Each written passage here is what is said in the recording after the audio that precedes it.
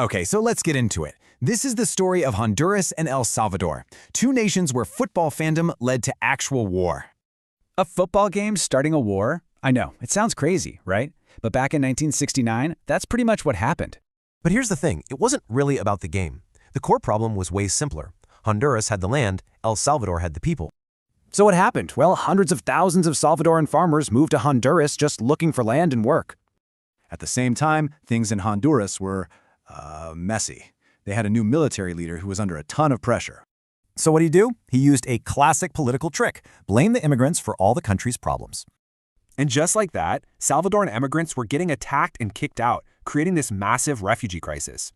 Tensions were already sky high, and then came the World Cup qualifiers. This was the match that lit the fuse.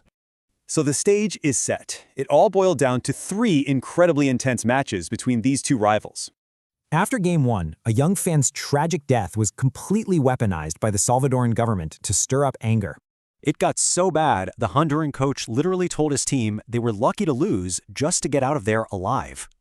The football results just fueled more real-world violence. More Salvadorans were forced to flee back home. This was the last straw for El Salvador. They cut all ties, and on July 14, 1969, they declared war.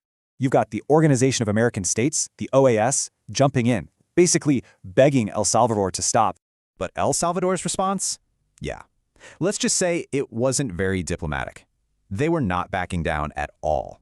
But with the stalemate and the threat of economic sanctions, El Salvador finally agreed to pull their troops back.